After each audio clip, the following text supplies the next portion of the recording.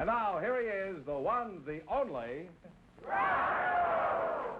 Sounds like a dog food. Oh, that's me, huh?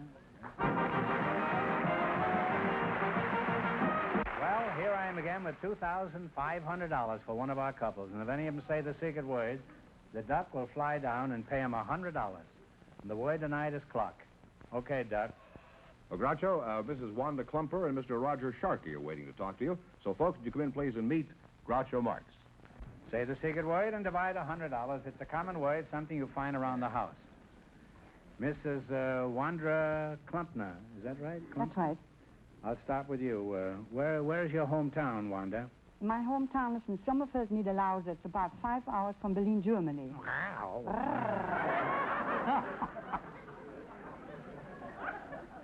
What is it like in Sommerfeld, in the Niederlause, in the Schnitzelbank, huh? Kurz und lang.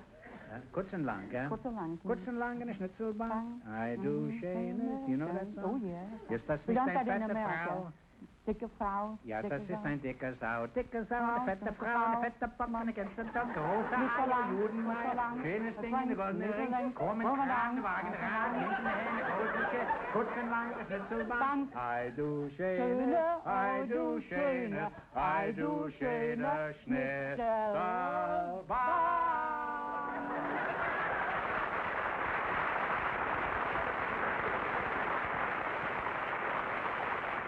Mr. Sharkey, that's you, huh? Yes, sir. What is your first name again? Roger. Where are you from, Rog? I was born in County Roscommon, Ireland. Sure, and you were born in Ireland. I was. In Roscommon, eh? Yes, sir. What sort of work did you do in Ireland? I was farming. You were farming? Mm-hmm. Oh, I didn't know they did much farming over Well, we raised cattle there. That's Cattle? Mm-hmm. in Ireland? And I was kind of a cowboy when I was young. Oh, cowboy. Mhm. You're sort of an Irish Roy Rogers, huh? Well, it's Did you- in that order. Did you play a guitar? No. You said you can't sit on a horse and play a harp. Well, no, that's right. I have violins over there. You ride a horse and play a violin, huh? Well, not so good. Did you ever meet Rubinoff, the violinist, while over there? No, I never did. I don't think he was ever there. No, I don't believe so. I don't believe so. How did you meet Mrs. Sharkey, Roger? I haven't met her yet, sir. You haven't met her yet? Not yet. You mean you're a single man? Mm-hmm. Well, how do you explain this? Is it just a look at the Irish? Well, I tell you, people sometimes come from the Irish Free State, you see, and you've got a certain amount of liberty there, see. You keep making jokes like that, and England will let the other half of Ireland go, huh? Well, they don't one half of it yet. They don't? No, they just one small portion of it now. Well, what sort of work does your husband do? Oh, no, I mean you. What sort of work does your husband do? You're married, I presume. I am. And what sort of work does your husband do? He's a pastry baker. Pastry? We have a little pastry shop on 1739 Northwestern Avenue in Hollywood. Oh. And if you ever be in that neighborhood, Groucho, I'd love to have you come and I'll serve you a good cup of coffee. Delicious you- apple strudel. Throw apple strudel? Mm-hmm. Are you a good strudel manufacturer? Well, I'll let my husband do the cooking and the baking. Uh-huh. How good a baker is your husband, just in case I might get carried away and order some of his pastry? Pappchen is the best pastry baker in the whole country. Was haben Sie gesagt? Ich habe gesagt, Pappchen is the best pastry baker in the country. That's his name, Papishan? His name is Rudolph. Oh. Is he the red-nosed Papishan? That's right. Well, I'd like to go on talking to you two, but the time has come to play You Bet Your Life. You selected geography. And remember, the more the question is worth, the harder it is. Now, what do you want to start with? You know, the easy questions are 10, 20, 30, 40, and then they get more difficult as you progress. Shall we start with 100? 100. $100, all right. In what range of mountains do you find Mount Blanc and the Jungfrau? In Switzerland. In what range of mountains? Oh. What is the mountains called? Alps. The Alps is right, yes. Yes, you're off to a good start. You have $200. Wanda, das ist sehr gut. Oh, thank you. Das ist der Alps, ja. Das kommt vom Scallops, ich denke. Sie haben 200 Taler. Was werden Sie tun diesmal? Wie viel? $90. $90. All right. In what country is New South Wales? Now, talk it over, your partners. Now, don't answer until you... Australia. Australia is right, You now have $290. You have practically climbed the Jungfrau. You have now 290 Taler. Was werden Sie machen diese Mal? 80. 80. 80 Taler. 80. Yeah. In what state is directly south of Kansas? Now, talk it over. Don't jump at conclusions. What state is directly south of Kansas? Here is Kansas. Now, what is underneath? Arizona? No. No, I'm sorry. You lost half your $290. You now have $145. All right, now don't get discouraged. You still have a lot of money. Now, this is the last one, the last chance to beat the other couples. What are you going to go for? 70. 70? Okay. In what country do you find the steps? S-T-E-P-P-E-S. Talk it over. No, I didn't. Talk it over. S-T-E-P-P-E-S. That's the way it's spelled. Well, take a guess if you don't know. Austria? No. No. It is Russia. You wind up with $72.50. Wonderful.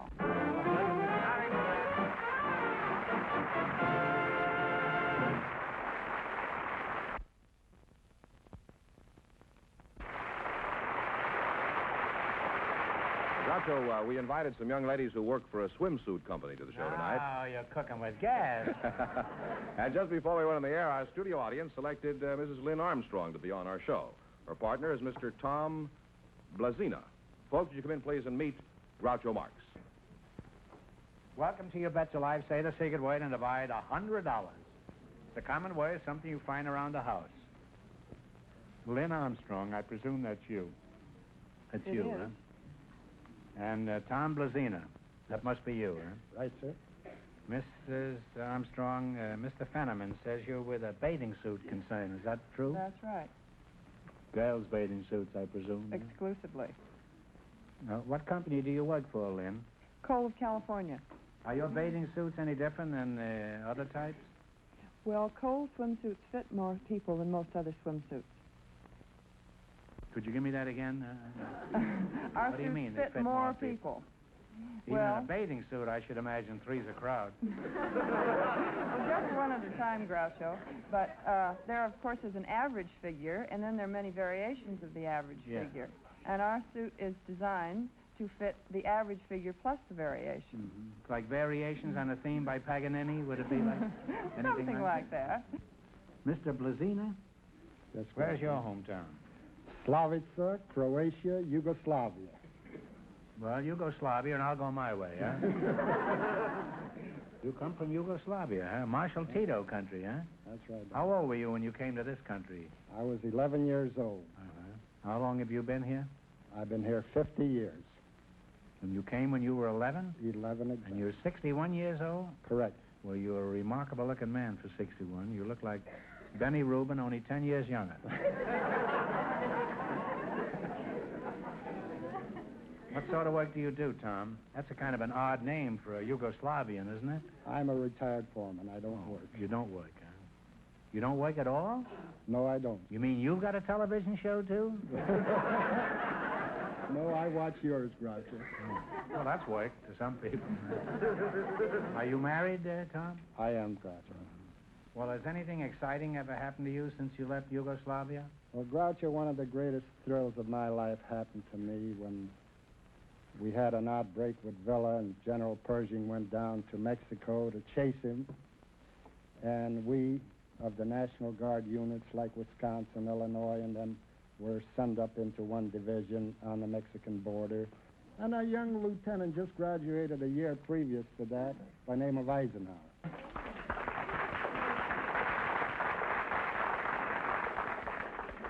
Tom, have you ever seen the president since those old days? One of the greatest thrills of my life, Groucho, I prayed that when I was on the border that I'd have a boy like him. And when the cadets graduated in 1946, I watched the parade, I placed myself along the walk with thousands of people around, and as he was coming through, escorted by Maxwell Taylor, the superintendent of the academy at the time, he came up within about 15 feet from me, and when he did, I clicked to, braced up. I hollered out, "General Eisenhower, Sergeant Blazina, Fighting Irish, 7th Illinois, reporting, sir." Of course, I held a salute. My hand shakes now, Groucho.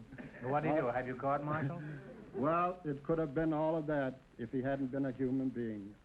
General Taylor pulled him over. He thought he had a drunk on his hands, And Ike looked at me, jerked his arm away from Taylor, and walked up halfway.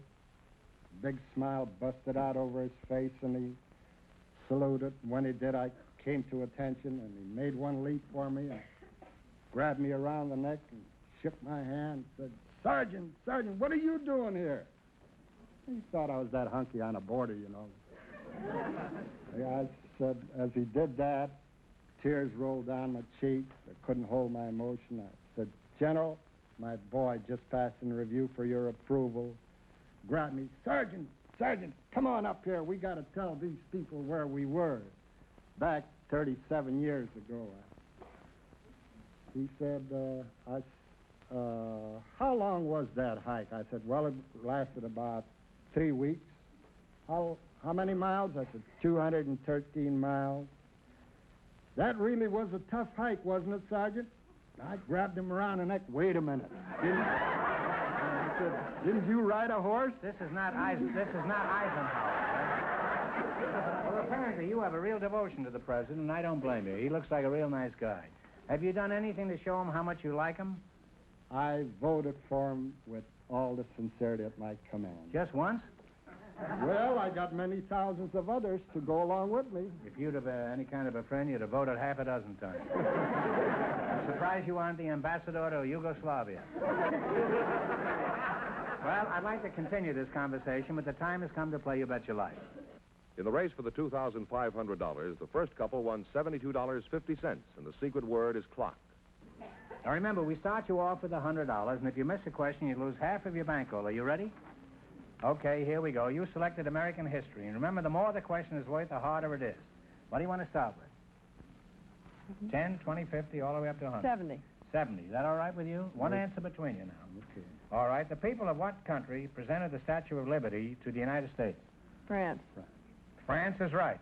You have $170. All right, now what? 80. $80. At what place in West Virginia did John Brown's historic raid take place? Talk it over. That Hampton Ferry or Harper's Ferry, something like that. Hampton. Harper's Ferry? Harper's Ferry is right, huh? You now have $250. Did you say you were in the Civil War or the Mexican War? Well, if we had more time, I'd sing you a song, buddy. Well, luckily our time is short. Now we have $250. Now what are you going to go for? Come on, little ones are 90. easy. 90? When the Second Continental Congress established the United States Post Office in 1775, who did they pick to be the first Postmaster General? Talk it over. Who was the first Postmaster General? The Second Continental Congress. If you don't know, guess. Hart or something like that. Hart. No, it's Benjamin Franklin. Well, you lost half your $250. You now have $125. All right, you still got 125. What are you going to go for? Let's go 100. All right. 100? One of the great moments of history came with the surrender of Cornwallis to George Washington. Where did the surrender occur? In New York. Where did Cornwallis surrender to George Washington? Cornwallis. Valley Forge. And this is a pretty easy one. Even I knew this. It's Yorktown. That's too Well, you wind up with $62.50. Too bad.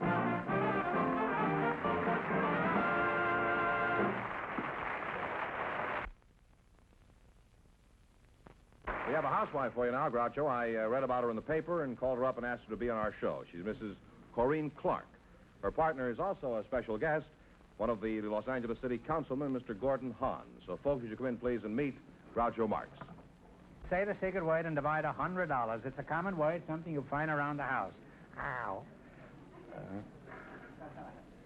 Corinne Clark and Councilman Gordon Horn, huh? Councilman Horn, it's an honor to have you here, and I'd like to shake your hand. Just a minute till I take this ring off, huh? Nothing personal, Mr. Horn. I always slip my ring off when I shake hands with anybody in politics. All right, you I wouldn't want have to see if my cuffs are still here, huh? Gordon, by the way, is it all right for me to call a councilman by his first name? Well, they call me Curly, normally. I've heard of politicians make fantastic claims, but this one skins them all.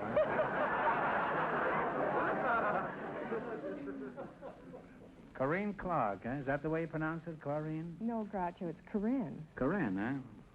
Are you a housewife, Corinne? Yes, Groucho.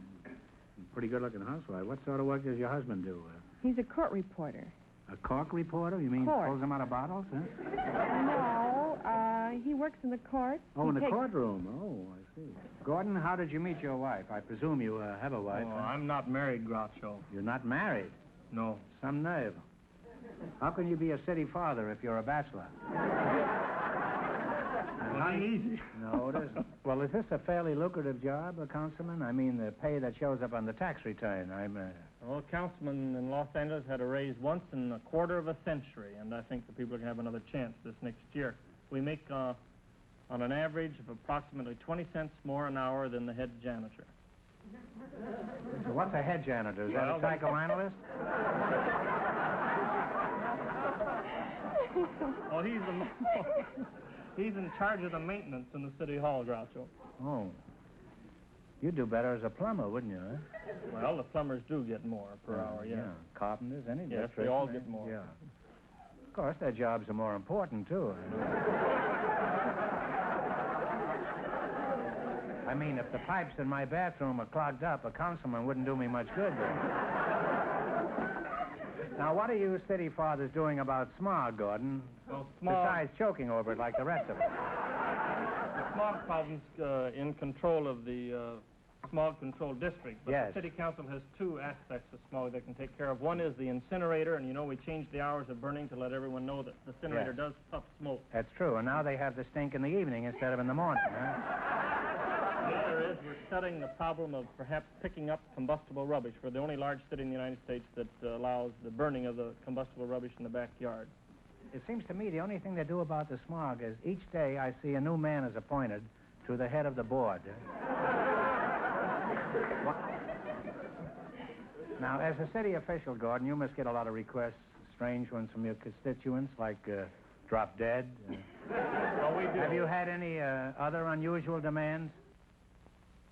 Quite a few. Just this last week, the letters I received. One was on this garbage problem. A person suggested that we fly the garbage out to the desert. I mean, Palm Springs? What is another one? Another one was a request from a constituent asking that the children on the streetcars be prohibited from making faces at the pedestrians walking down the street. I don't know what we're going to do about that. No, I don't think that's part of your job. But those are I would some give of that to the smog control. Those are just a few of the Well, you must lead a very unusual interesting life, Gordon. very interesting grounds. Now, Corin, you're a citizen of Los Angeles, and we have a councilman up here. Do you have any problems that you'd like taken care of? Well, I have woodpeckers in my cocoa palms. Could you give us that again? I'm not quite sure that that's what I heard. I have woodpeckers in my cocoa palms. You have woodpeckers in your cocoa palms? That's right. Well, keep your hat on and nobody will notice it. What in the blue blazes are you talking about? Well, Groucho, about 3 weeks ago, I live in the valley, and a flock of woodpeckers came and took up residence in my 2 tall cocoa palms. They have since made my life miserable. They pound, And they squawk, and they start early in the morning. They disturb our sleep, our rest, our How do peace you know and it isn't the quiet. Western Union Telegraph Office? Well, they sound more like riveters than a linotype. Well, you had a knotty problem there, Corinne. I'm sure the councilman and I could put our heads together and come up with some solution. Oh, I hope so. Gordon, what do you think we should do? And don't say raise taxes. Well, generally when a new problem comes to the council, this is a strange one. We generally refer it to a committee for a 2-week study. Yeah. And I don't know just about this one, what we could do about it. I have ideas on it, but... I don't think it's important what you do, as long as you form a committee. That's the main thing. Well, we'll do that. Well, now that we promised to do something about Mrs. Clark's woodpeckers, let's play You Bet Your Life. In the race for the $2,500, the first couple still leads with $72.50. You selected a general information quiz, and remember, the more the question is worth, the harder it is. Now, the little questions, you know, are easy, and the big money are the tough ones. Well, let's try $90 the first right. time. All right, what Greek philosopher is associated with a lamp and a search for an honest man? The lantern, the man not looking for a Oh, lantern. yeah. Socrates. No, it's Diogenes. Diogenes, you know, it's on the front page of the Mirror with the lamp one year and the fog and Diogenes in the head. I'm sorry. Well, that's a shame, man. Well, you lost half the 100. You now have $50. Don't get discouraged. That was not too easy. Now, what are you going to try? It's up to you. What do you 80? think? $80. Try the 80? 80. What do you call 1/10 of a cent? A mill? A mill. A mill is right. You now have $130. Now what? $70. All right. What would you be charged with if you were arrested for striking another citizen? Asphalt? Assault. Assault and pepper. Assault and battery. You now have $200. Now, it's your last chance to be the other couples. What are you going to try? $60. $60. If a Kelly is a hat, what is a brogan? A shoe. It's a shoe. That is right. A shoe. Brogan? Okay. You wind up with Brogan or $260. brogan?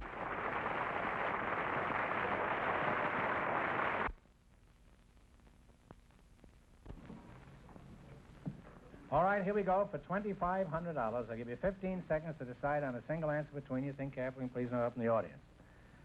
The orchestra is going to play one of the best-known tunes in the world of music. For $2,500, I want you to tell me who wrote it. And away we go.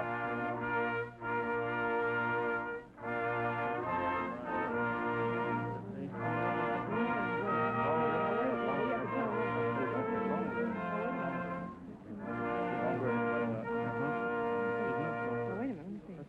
Who wrote it? Longren. I Wedding think it's Martin. Richard Wagner. Richard Wagner. What do you decide? What do you Well, decide? Richard Wagner. I'll take the woman. Oh, Richard Wagner is right.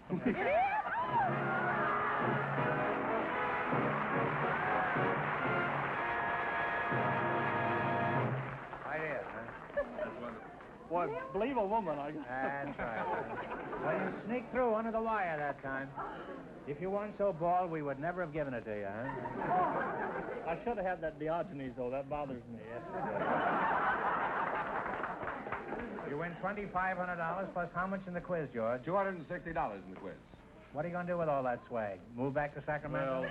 Well, no, I have an aunt, 80 years of age, who hasn't had a trip since she was in World War I as a Red Cross nurse. and Well, she send has her to Sacramento. Well, I'm going to try to get her a trip to Honolulu. She's always wanted to take it. Well, so- that's a very, very nice thing to do, Gordon. And if she comes back wearing a grass skirt, I'll know who to blame her.